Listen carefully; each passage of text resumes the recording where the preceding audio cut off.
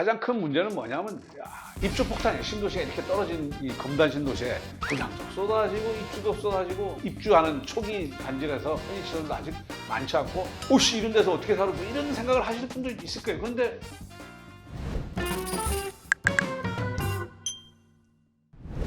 예, 이제 대표적인 이제 2기 신도시 중에 한 곳이 이제 인천에 있는 검단 신도시. 근데 이제 이 검단 신도시가 좀 뒤늦게 사실 집값이 뭐 엄청 많이 올랐다가 최근 들어서 좀 여기도 좀 집값이 요즘 좀 심상치가 않거든요. 이 불과 4월 달에 나왔던 기사입니다. 분양 반개 인천 검단 신도시 역대급 청약 통장 물렸다. 당시 힐스테이트 검단 웰카운티가 검단 역대 최고 경쟁률 기록했습니다. 근데 그때 나왔던 기사들이 로또 됐다. 미분양 넘쳐나던 눈물의 검단 신도시의 반전. 2기 신도시 분양가 4억 하던 게 8억 됐다. 뭐 이런 기사들이 나왔어요. 상대적으로 신도시 중에 싼 데가 검단이었죠. 근데 그렇죠, 예. 한 4억, 5억 하던 게 갑자기 막 7, 8억. 그러다가 최근에 난 기사. 롤러코스터 탄 검단 신도시.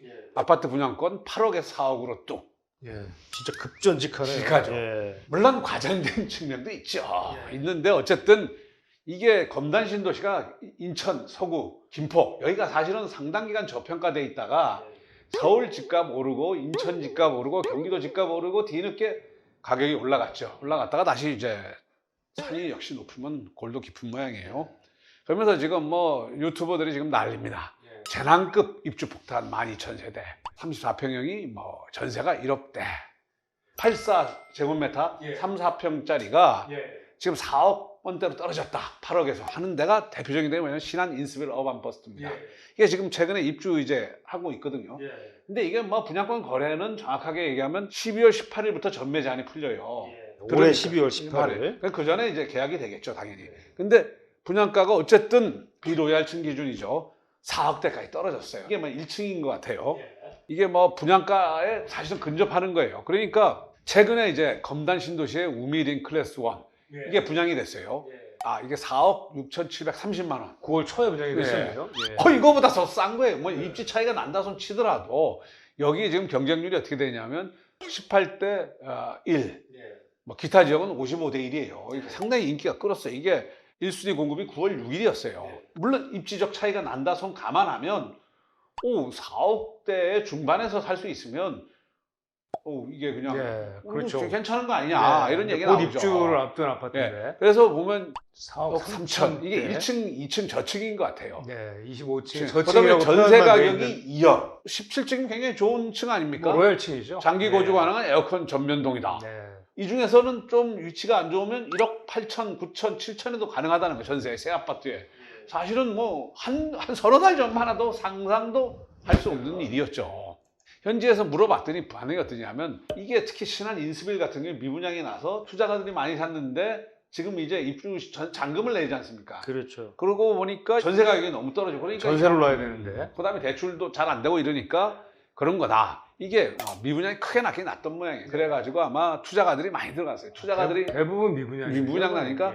근데 거기만 그러냐? 그게 아니에요. 그러면 주변에 검단 파라곤 보타닉스는 대장주라는 호반 서밋 그 근처에 있거든요. 이게 지금 한 5억 8천. 그 정도예요. 그래도 좀 뭐 하지만 높네요. 8억 하는 거에 비하면 좀 그렇죠. 그렇죠.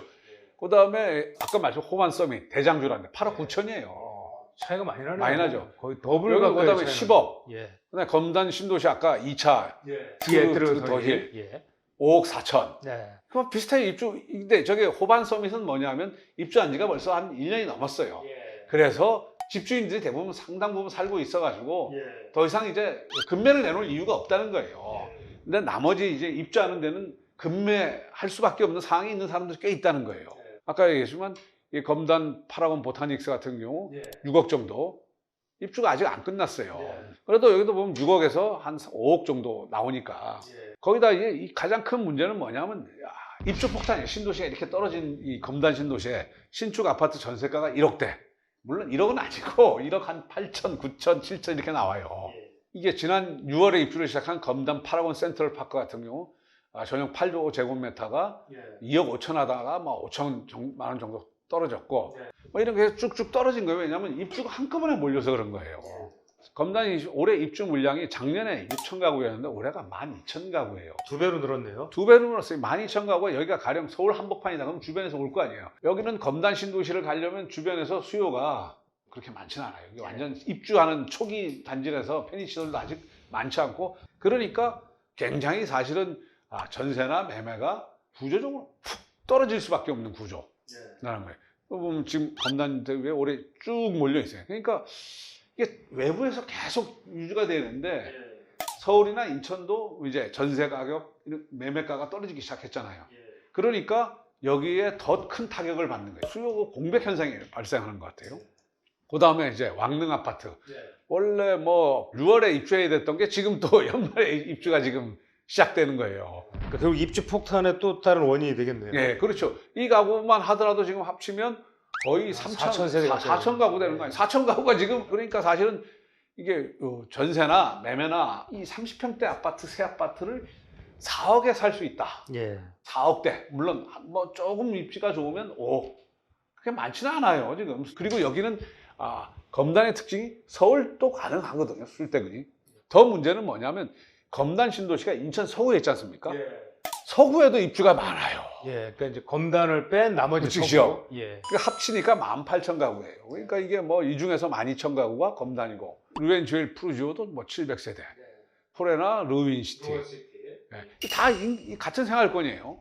그러니까 이제 검단인데 바로 옆에 김포 한강 신도시가 예, 있고 서북 쪽에 붙어 있죠. 예. 그 다음에 검단 옆에 인천 계양과 부천 대장이 지금 개발 중이에요. 상지 신도시. 예. 사실은 뭐냐면 17,000가구, 2만 가구가 떨어져 있지만 합치면 37,000가구가 붙어 있어요. 사실은 이렇게 보면 인천이고 부천이다 보니까 이름만 경기도니까 이제 떨어져 있지만 사실은 하나의 생활권이에요. 그러니까 이게 지금 합치면 뭐 거의 한 10만 가구가 넘습니다. 넘죠. 예. 그러니까 한강까지 합치면 12만, 14만 세대 가까이 됩니다. 예. 그러니까 이게 약점이냐 강점이냐 이게 좀 판단하기 어려워요. 그리고 이게 지금 이제 검단 신도시가 뭐냐면 1, 2, 3단계로 개발되는데 지금 합치면 7만 5천 가구예요. 아직도 입주할 때가 무지기수예요.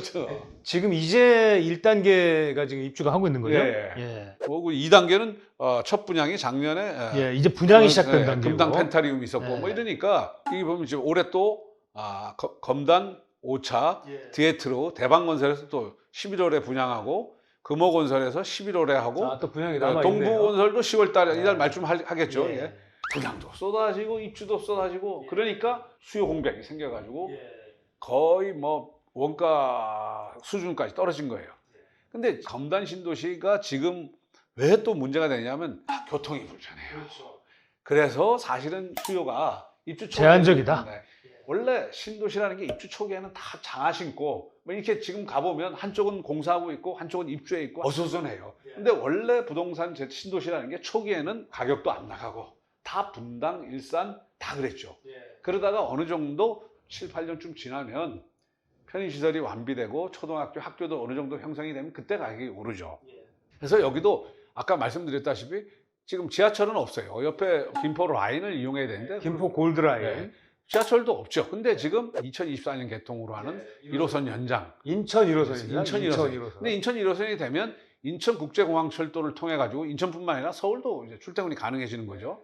그다음에 2호선 연장선도 계획되고 있어요, 지금. 요게 이제 당장 예정돼 그렇죠. 있는 거고. 지금 현재로서는 내년 되더라도 인천 크게 뭐 그래도 1호선만 들어와도 좀 다를 거예요. 그래서 아까 호반 뭐 이런 데는 그러니까 가격이 역세권 중심으로 가격이 좀 차이가 나더라고요. 예. 그다음에 여기에 이제 또 관심을 끄는 게 옛날에 김부선이 이제 김8선으로 김포 통진에서 검단 계양 거쳐서 부천 종합운동장으로 이어지는 김부선. 이걸 만든다고 계획은 발표했어요. 이게 착공 일자나 완공 일자가 아직 정해진 건 아니에요. 그랬더니 윤석열 대통령께서 김8선을 하겠다. 8단까지 이어지는 이게 D 노선 이렇게 만들겠다. 이러면 강남으로 이어져요. 근데 이건 아직 확정이 안 됐어요. 그러니까 어쨌든 장기적으로 보면 물론 이게 한 10년 후 뭐 빠르면 7, 8년 조금 먼 얘기. 좀 먼 얘기인 것 같지만 또 금방 와요. 현재로 보면 교통이 불편하지만 GTX B 노선은 민투심 통과. 이것도 뭐냐면 아까 그 D 노선은 2030년 이후에도 되겠네요. 예, 이렇게 봐야 될 것 같고요. 그 다음에 또 하나가 뭐냐면 우리가 여기서 훨씬 더 파괴력이 있는 게 5호선, 김포, 검단 연장하는 방안이에요. 사실 주민들은 저걸 굉장히 지금 많이 원하고 있죠. 예. 근데 이게 사실은 긴팔선이 들어서면 이게 겹쳐요, 일부. 그러니까 빨리 결정해서 하나로 힘을 모아야 돼요. 5호선이 들어오면 거의 뭐 이게 서울 생활권. 그렇죠. 그 다음에 지금 같은 약간의 김포가 사실은 김포 골드라인. 지옥철로 유명하잖아요. 그리고 이게 갈아타야 되고 이러니까 5선이 들어오면 9호선도 연결될 수 있으니까 아주 황금 라인이죠. 황금 라인이 될 수 있죠. 될 수 있죠. 여기 보면 아시겠지만 여기가 호반 서밋, 예. 우미린, 예. 검단 신도시. 여기가 이제 이렇게 보면 데미지만 하도 좀 가격이 떨어져요. 검단 신도시 뭐 보타닉만 해도 가격이 떨어져요.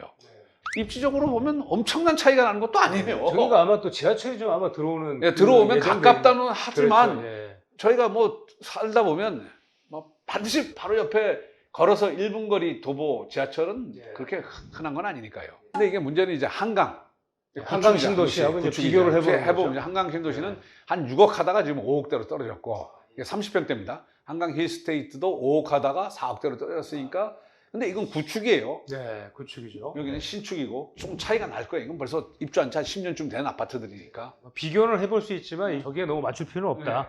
그 다음에 뭐냐면 이제 마곡. 마곡은 좀 뭐 하지만 마곡에 지금 뭐 16억까지 갔었어요.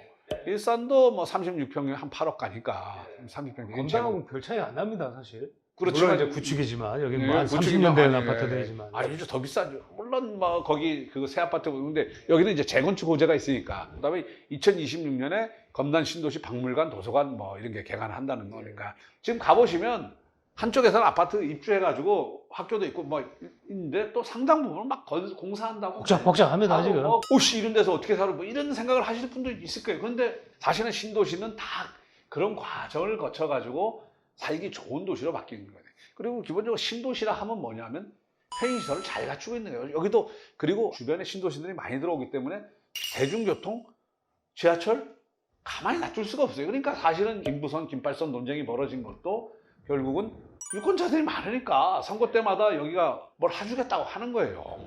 뭐 아까 잠깐 보셨지만은 뭐 17만입니다. 17만이에요. 17만이면 여러분 3 하더라도 3만 하더라도 20만입니다. 20만 표면 대선이 왔다 갔다 해요. 그러니까 지난 대선에서도 그 두 분이 다 여기 뭐 해주겠다고 한 거예요. 그러니까 여기서 어쨌든 교통망 개선과 신규 입주 이게 합쳐서 시너지 효과를 낼 거냐 말 거냐라는 부분이 제일 중요하고 두 번째 뭐냐면 일자리 창출이 가능하냐. 일산 김포의 가장 큰 문제점이 뭐였습니까? 그렇죠. 자족 기능이 없다는. 자족 기능이 없다는 건데 지금 인천 계양과 부천 대장을 하면서 자족 기능을 상당 부분 집어넣고 SK 뭐 이런 데 대기업 유치도 기획하고 있어요.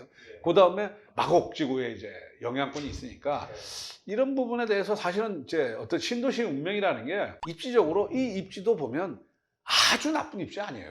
가까워요. 사실은 서울에서 붙어 있고 수요가 인천과 서울 다 이렇게 이용 가능한데 문제는 뭐냐면 자족 기능이 너무 약하고 현재는 교통이 약하다는 건데 그 주변까지 합치면 한 20만 원 가고 되지 않겠습니까? 그러면 경기도지사 그다음에 대권 후보들이 계속 이걸로 어떻게 안 할 수가 없는 상황이 되거든요. 그렇죠. 예.